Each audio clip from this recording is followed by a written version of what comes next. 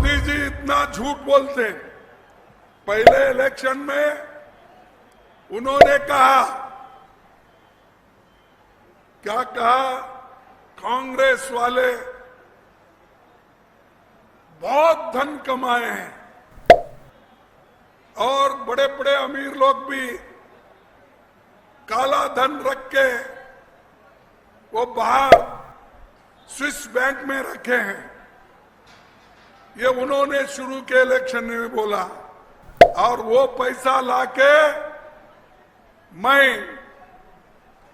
हर परिवार को 15-15 लाख दूंगा, हर एक के जॉब में 15-15 लाख डालूंगा। ये बोले या नहीं बोले? तो मिला आपको? अरे ऐसा कैसा होता भाई, आप झूठ बोल रहे हैं। प्राइम मिनिस्टर झूठ बोलता है, मोदी झूठ बोलता है, झूठ बोला, ठीक है भाई, एक झूठ माफ कर दो। दूसरा बोला 15-16 में उन्होंने, मैं हमारे नौजवानों को, युवकों को 2-2 करोड़ नौकरियां हर साल दूंगा और 10 साल में 20 करोड़ नौकरियां देनी थी, दिया उन्होंने? वो भी नहीं दिया। यह कैसा हो सकता भाई? प्राइम मिनिस्टर 10 साल से है, ऐसा झूठ बोल सकते हो? मुझे समझ में नहीं आ रहा, क्योंकि अगर हम अपोजिशन वाले हैं, बोलते हैं तो लोग बोलते हैं ये क्या है, मोदी के खिलाफ बोल रहे हैं, बाप मोदी बहुत अच्छा काम करता है। तो ये नौकरी भी नहीं मिली।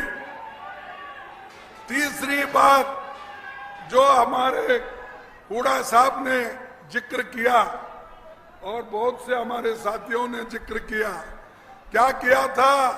उन्होंने कहा मैं किसानों के लिए उनकी आमदनी डबल करके दूंगा। आपकी आमदनी डबल हो गई, किसानों को भी नहीं दिया। ये क्या है भाई? किसी को भी नहीं दिया, 15 लाख नहीं दिया, 2 करोड़ नौकरी युवाओं को नहीं दिया, किसानों को भी नहीं दिया। फिर ये झूठा है क्या अच्छा आदमी है?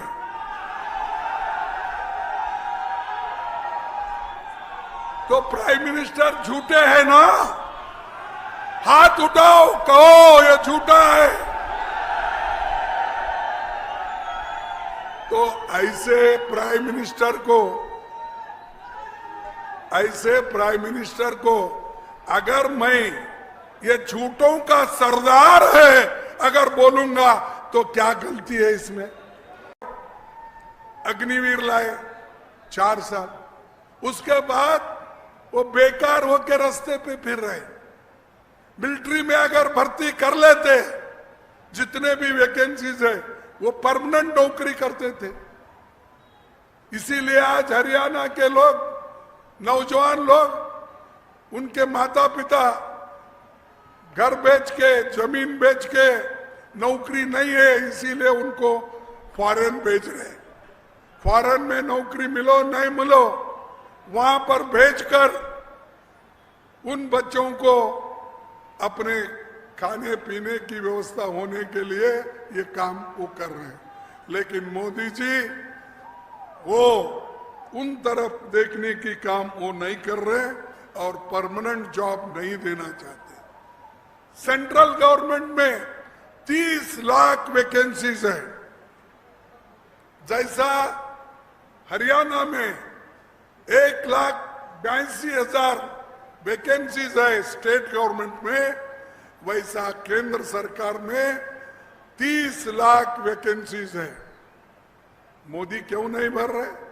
क्योंकि वहां भी अगर एक बार रिजर्वेशन रिक्रूटमेंट होता है, रिजर्वेशन आता, तो इन दलितों को वंचित करने के लिए, बैकवर्ड्स को निकालने के लिए, आदिवासियों को निकालने के लिए और दूसरे लोगों को भी 50% मिलता है, उन नौजवानों को भी उन्होंने निकाल रहे, यानी उनको देना नहीं चाहते और बातें बड़ी बड़ी करते हैं।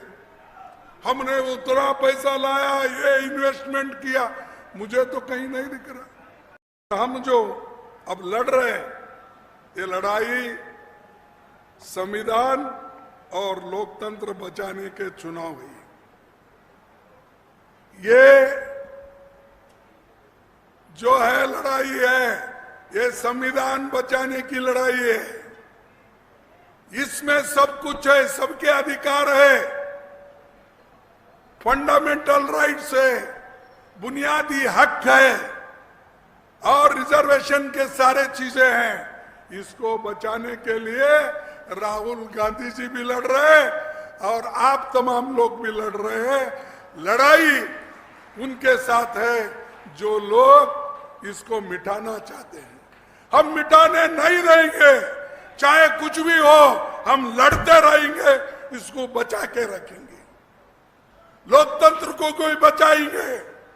आरएसएस और बीजेपी इस चीज को खत्म करना चाहती है और हमारी विचारधारा की लड़ाई है।